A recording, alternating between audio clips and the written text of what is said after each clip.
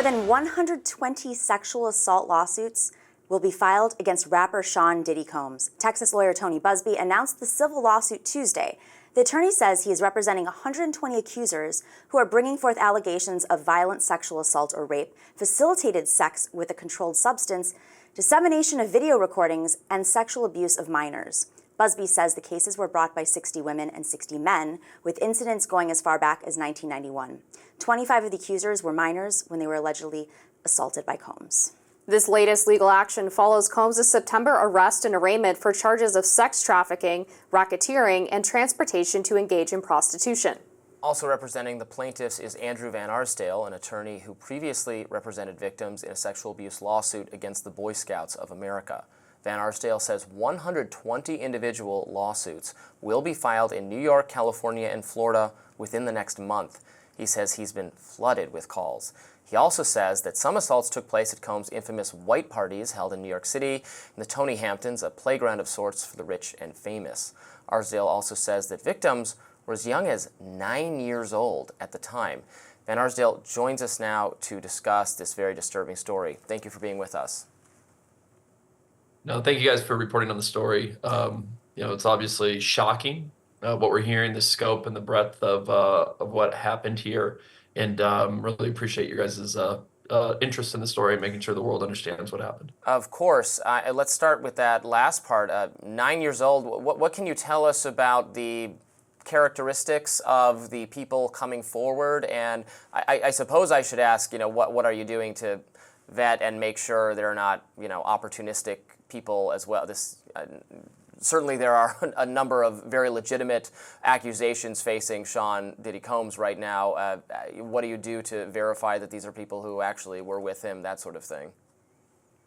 Right. So we were contacted by over 3,500 individuals in a matter of literally 10 days.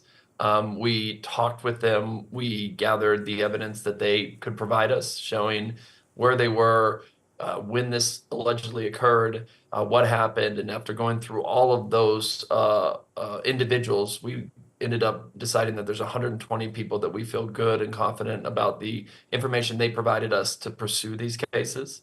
But it's folks that are just trying to enter into his world, right? They're trying to get TV and media opportunities. They're trying to get music careers started. They're looking to party with them, right? They were active in recruiting young women to join them at the clubs and stay for the after parties. And so really they fall into two camps. One, aspiring artists trying to get into the entertainment world, either through media, TV, or music. And two, just folks looking to live that lifestyle with him. And what's been reported to us.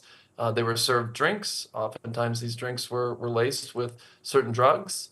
Things get really fuzzy and they wake up in very compromising positions. And we're here to stand up against that. We're here to fight against the powerful folks that may have thought that they could get away with that kind of actions and say no more. We will not tolerate it anymore. Oftentimes with these stories that come out, you learn that there's this organization, this structure that exists internally. I mean, Epstein, of course, had Ghislaine Maxwell and took people to his island and on the Lolita Express and many other places in New Mexico, his other home. Does it seem at this point that the Diddy operation is structured similarly, or is it just parties where people would show up, or did they go out there and recruit? Did they have folks helping keep them quiet afterwards? I've heard about the NDAs, but does it go further than that? Yeah, so a lot of the folks did sign NDAs. That was kind of required when they stayed for the after party. Oh, if you want to party with us, sign this document, and you're fine to stay. Oh, and then after the fact, look, we have videos of you. You better not talk about this, or we could ruin you financially. We can ruin your career. And yes, it's very reminiscent of Epstein in many ways, where they would recruit and these folks would travel with them. They'd go from New York to North Carolina to Miami and kind of be a part of this entourage for a while. But there's also this kind of not really even a veiled threat of physical force as well, right? I mean, it's like Epstein style pattern and practice with street level type enforcers making sure people stayed in line. And so people were really scared. They were scared to come out and speak out against him. But I think now that he's been incarcerated, folks are feeling a little more safe, right? Maybe his influence over that world is waning, and they feel like they can come forward and seek some form of accountability now as a result of the actions the federal government has taken against him. Who was the first individual to break this veil of silence, and what led to the initial investigation? Because it seems like this started sort of slowly and then snowballed into something that no one really anticipated in terms of the size and scope.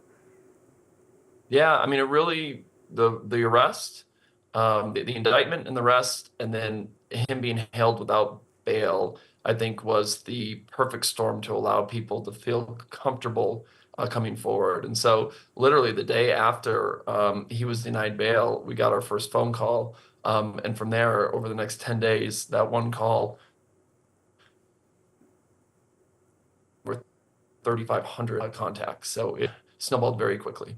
Last question before you have to go. I know your time is tight. Part of the Epstein situation was also, gathering blackmail material on other powerful and influential and important people. I've seen reports of celebrities very nervous about the associations they've had with Diddy and how this might reflect on them. Do we have any indication so far that that is also what happened here? That it's not just Diddy and kind of his nameless background, less famous associates facilitating this, but also that not just that there were high-profile maybe victims type people like Usher, et cetera, but other celebrities who were complicit in this behavior, and maybe he has blackmail material on them? Yeah, we're starting to uncover that, right?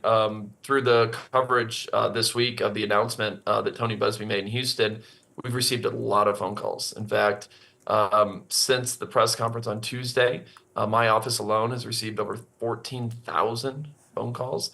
They run the gambit from folks that, have issues with other people to allegations against Sean Combs, to a lot of folks saying, look, I was there, I have video, I have audio, let me share it with you because I want to help in this matter. So, it's only been less than 48 hours. We're trying to dig out of that. We're trying to get access to all these materials, but I do think there's a lot of that type of evidence out there, and I think that the world's going to see it here as we go forward.